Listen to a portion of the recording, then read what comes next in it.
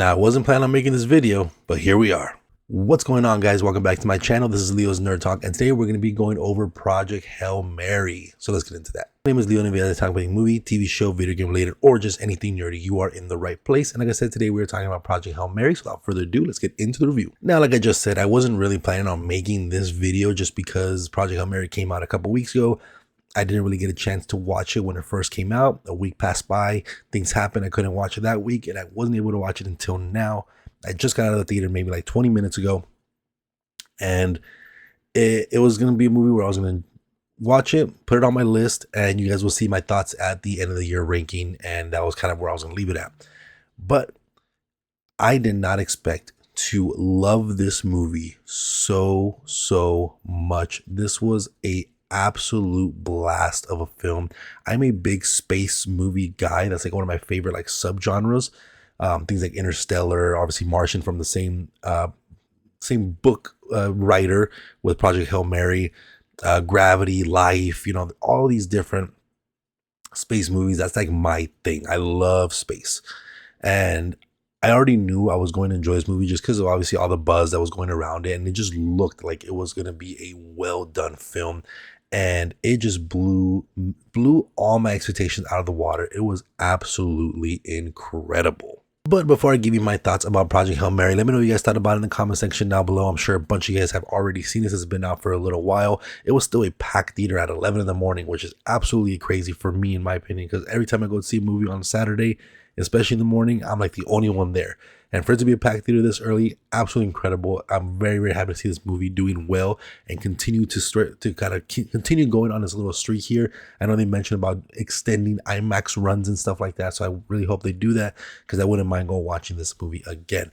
But with that being said, let's go ahead and get straight into my pros. Let's start with my pros. Obviously, we have Ryan Gosling, and an incredible actor. We all know this already, but his performance in this movie is absolutely incredible.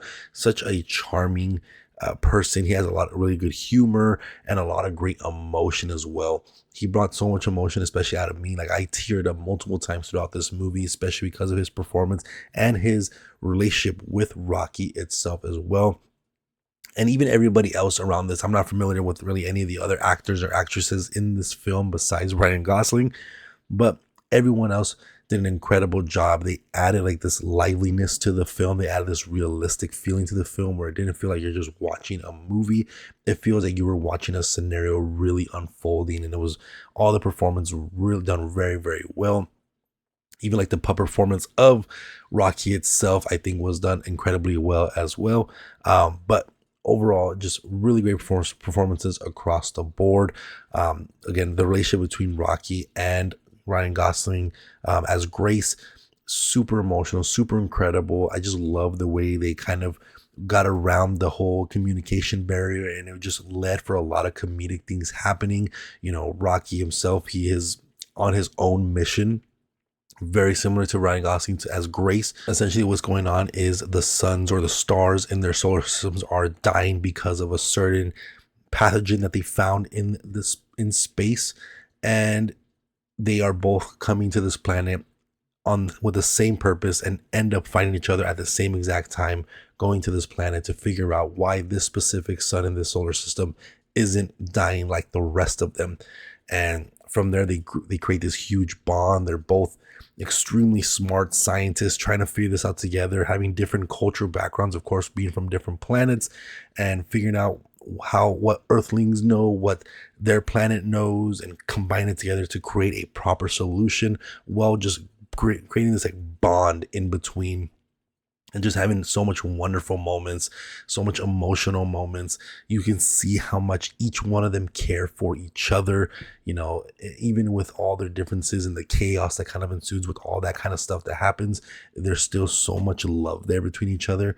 And I like how they never really acknowledge, like they never really tell each other, oh, I love you or I care for you, but you can just tell through their eyes, through their performances, through their gestures, the things that they're willing to do for each other, how much they care for each other, and how close they end up bonding. Visually, this movie is absolutely stunning. You have so many amazing shots, wide shots, big shots with the planets, or the particles using the infrared, or just like these still shots of, Ryan Gosling up close to the window and you just see like the planet on his, visor and everything like that. Such a beautifully shot movie.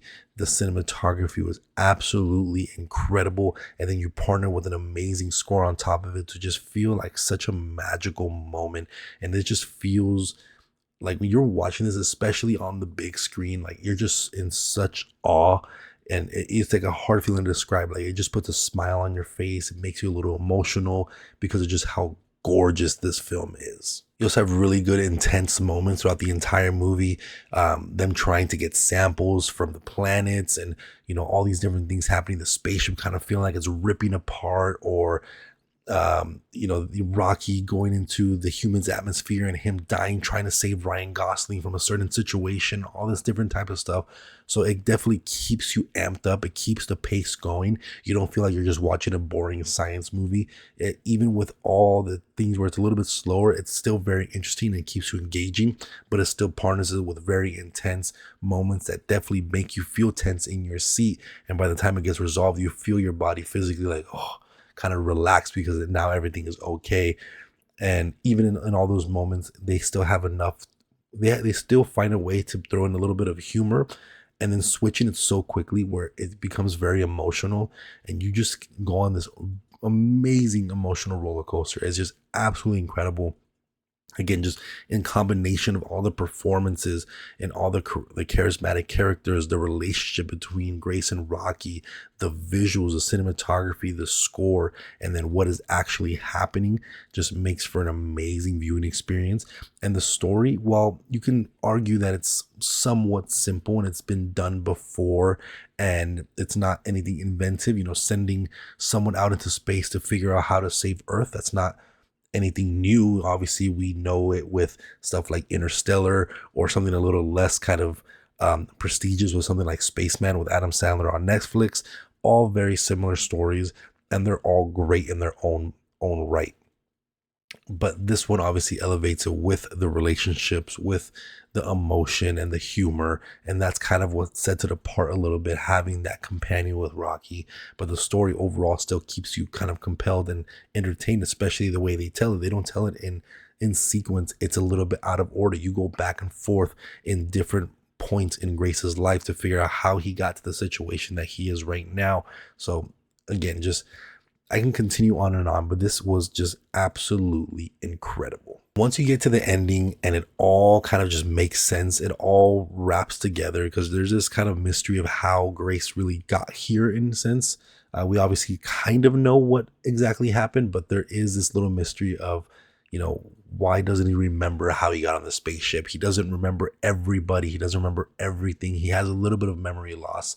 And when it finally goes full circle, it is a pretty big shock and something that I wasn't expecting at all, and left me with like my jaw wide open. It was very sad, kind of scary at the same time, intense, but also you kind of realize why it happened this way because of the situation that is at hand.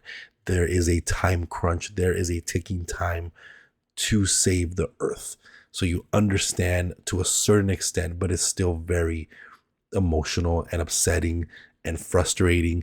And when that all wraps up, it just makes it so much more amazing. And then you have, again, the actual proper ending. That's kind of like the whole wraparound. The proper ending just puts a big smile on your face at the end of it, and you leave the movie absolutely satisfied. But with that being said, let's go ahead and get into my cons.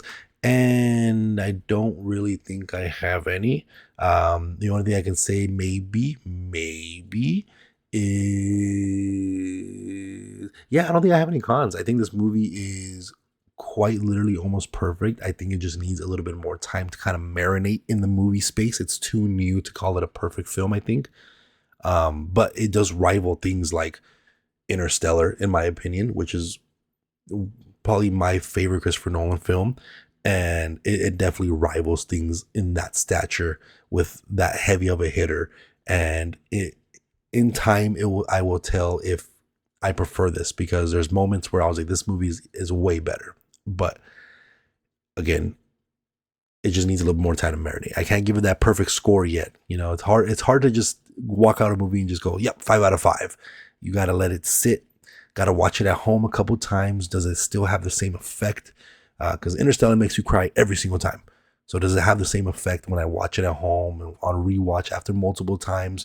You know, then I can then say, yeah, this is a perfect film. Or no, I can see now slight flaws that doesn't make it a perfect film that were not so apparent on the first watch. But as of right now, I have really nothing bad to say about this movie. But that is going to be it for this one, guys. Let me know what you guys thought about Project Hail Mary in the comments section down below. If you haven't seen it, there's still showtimes out for it right now, and they might extend it. So if you do get a chance, absolutely watch it in theater on the biggest screen possible and with the loudest speakers possible, because it is just absolutely a fantastic film. But again, if you guys like talking about the movie, TV show, video game related, or just anything nerdy, you are in the right place. Make sure that like and subscribe, and I'll see you guys on the next video. Thank you.